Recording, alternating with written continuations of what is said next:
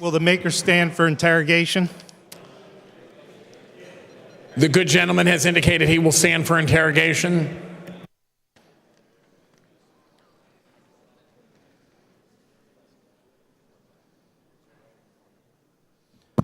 Mr. Speaker, one of the prior speakers mentioned several things within the bill. One was that there's more regulation. Is that the case? Thank you, Mr. Speaker. I disagree with the previous speaker's comment that there's more regulations due to this bill. In fact, I think this will get rid of a tremendous amount of regulation in that every municipality in Pennsylvania can charge a licensed fee and a licensure. They can even administer their own licensing test. We have lots of municipalities that administer their own license test to do work in that municipality. So if this was a one universal statewide test that then allows our plumbers to go into surrounding states, then I can't support the claim that this is more regulation. In fact, I think this will save a tremendous amount of time, money, and a lot less regulations, Mr. Speaker. Thank you, Mr. Speaker. Mr. Speaker, also it was mentioned by a prior speaker that this would actually cost more money out of the pockets of plumbers? Mr. Speaker, I don't agree with that characterization of the bill either, and I'll give you two examples. To do work in Erie County and around the city of Erie, I have plumbers in Beaver County that bid on work that have to spend $6,000 to $7,000 on licensing fees to do work in that area because every one of their plumbers has to take the Erie test for $350.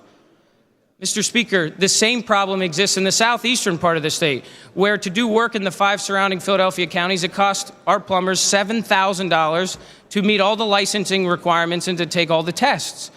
Mr. Speaker, the Appropriations Committee said a biennial license to do work in all those areas would be $56, $26 per year.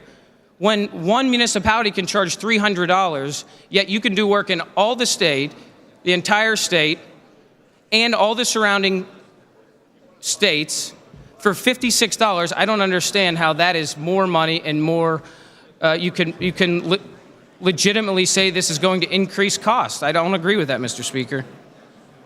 All right, thank you, Mr. Speaker. Mr. Speaker, there's been a lot of information put out there that there's no public safety benefits to this bill. Do you agree with that? And where is it addressed that there is or is not?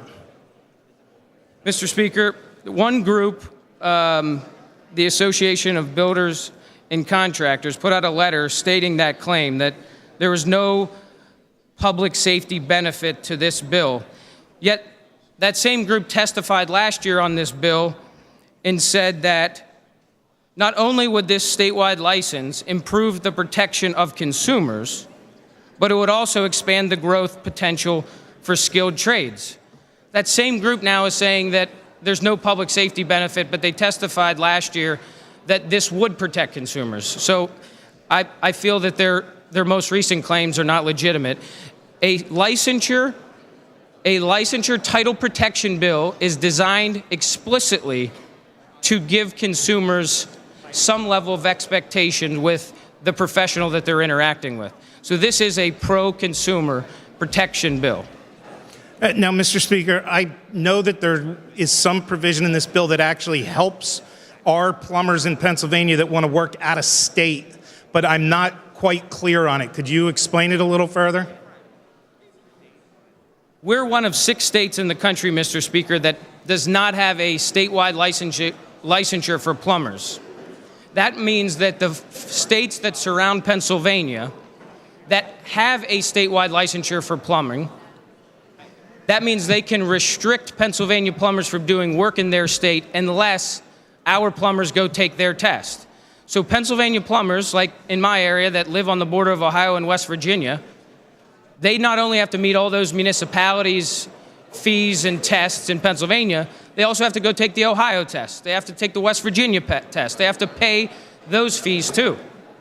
This bill would allow for reciprocal agreements just like 44 other states do in the country. Thank you, Mr. Speaker. And finally, does this bill control the practice of plumbing? No, Mr. Speaker. I think one of the previous speakers and some of these interest groups have said that this bill regulates the practice of plumbing. Mr. Speaker, this is a title protection bill only. It has nothing to do with the practice of plumbing. It's what you call yourself. And you can only hold yourself out as a certain type of plumber if you have a license and you meet those requirements. This is not a scope of practice bill. Those groups and members that are saying that are completely being disingenuous about what this bill does and does not do. Thank you, And Mr. Speaker. If I could add one other thing. That group, the Association of Builders and Contractors, testified last year. This was their testimony on this bill.